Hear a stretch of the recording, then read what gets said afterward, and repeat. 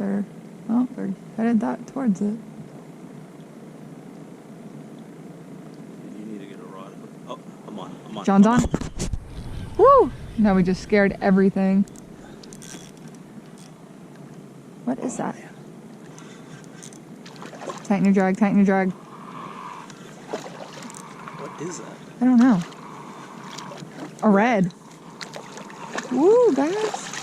Can you bring it towards me? Yeah. Got it. All right, guys. Woo! Finally, nice. Woo, nice red, John.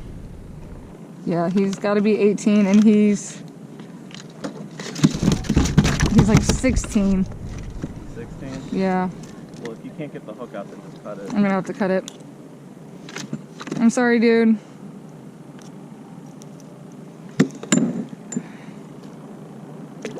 There you go. Swim away and live. Hey y'all, Dina here, and today I'm going to be doing a review on my Vibe Yellowfin 130T kayak. Now, not only am I going to be doing a review from the tandem perspective, but I am also going to review the solo kayaker's perspective on this particular kayak. But before I get into the review, if you haven't already, be sure to check out my latest video. It was me catching an awesome permit from the beach, and I will have it linked one of these corners. But definitely check it out. It's my biggest permit ever. It was a super fun fight, and I am just super proud of that catch. So again, be sure to click on that link. Now let's get into the review. This is the Vibe Yellowfin 130T. T stands for tandem, which means it is meant for two people.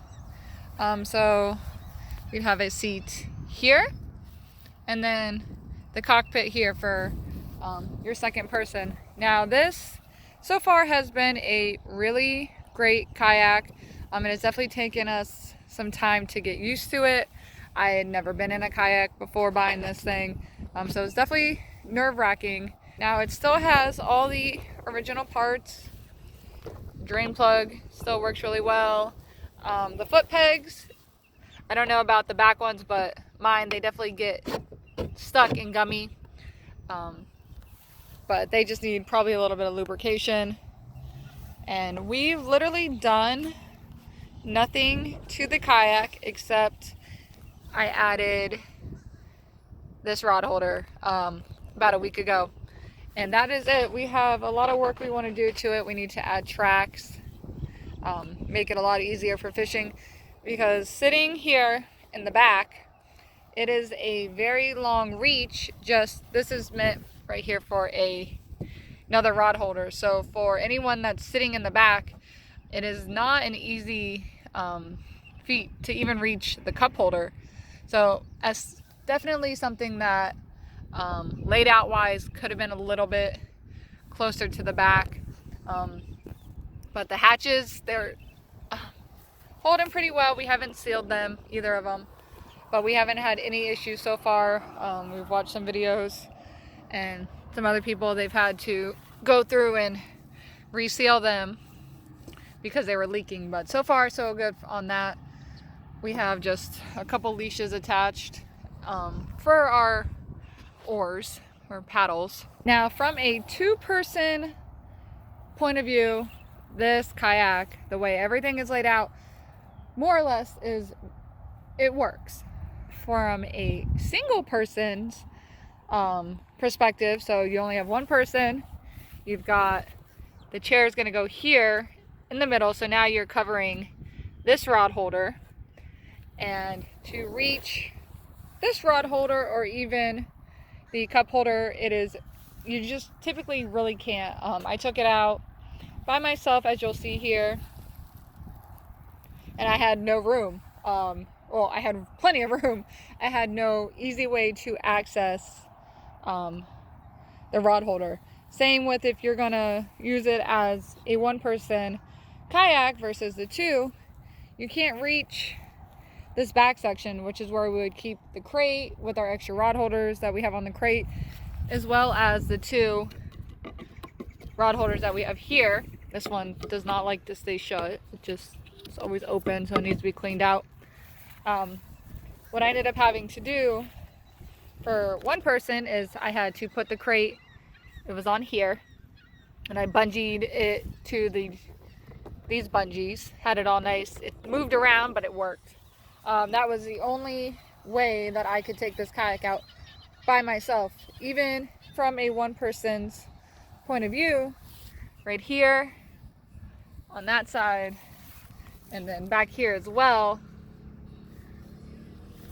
Same on that side. The area for the tracks, it's still pretty far apart. So that may be a problem in the future. I don't typically ever take this thing out without John or someone else. I've only taken it out once by myself. Taking the kayak out by myself definitely, from my own perspective, boosted my confidence. When we first took the kayak out, the very first time I'd ever been in a kayak, we flipped it in Cape Canaveral, which at that time there was a lot of black tips in the water. So thankfully another boat came, got us upright. And one of the biggest reasons, well, there's two reasons why we flipped it. First, we took on a lot of water. So as you can see, I have no scrubber plugs in the kayak. They are actually here in this hatch, just in case. But we had all of the scrubber plugs in, and we were taking on water. I had never been in a kayak. I didn't know really anything about scrubber plugs and really much their use.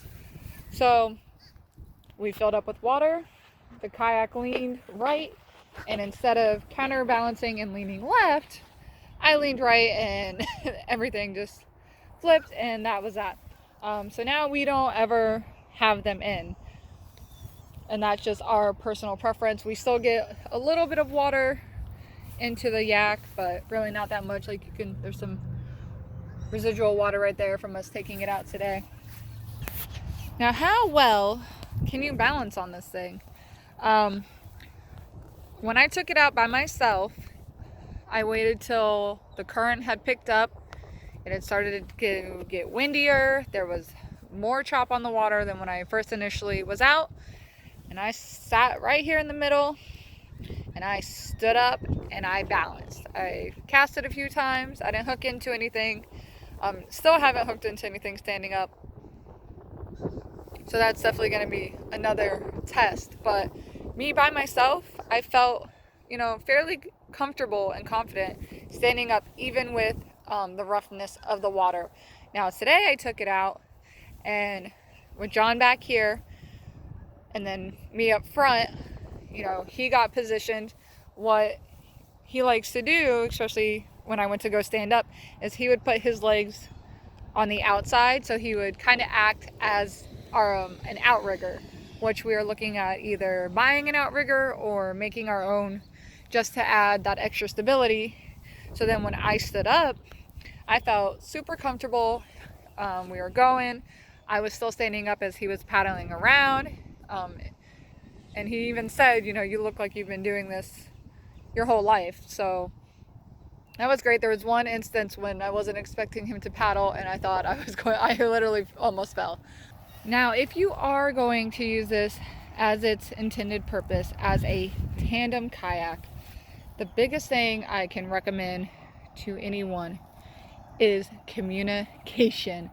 Full 100% communication, because whether you're with your significant other, your friend, your sibling, anyone, there is going to be bickering, especially when you first start out. So definitely communicate on a nice, healthy level. If I go to grab something out of the tackle box that I keep on the side here, if I lean too much, then we could flip if I'm not paying attention and John's not paying attention.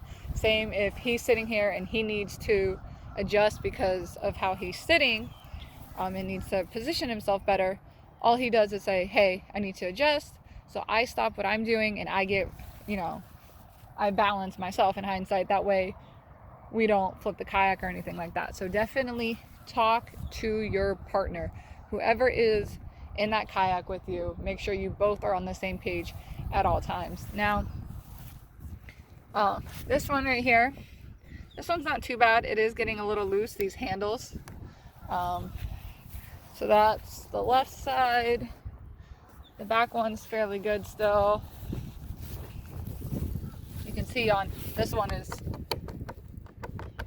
much looser, and then it's definitely coming off. But that is more than likely from the it being latched down on the truck. This one is still pretty firm, but it's got a little bit of wiggle room to it. And then the bungees, when the chairs aren't in, they don't really like to stay anymore in their little designated areas.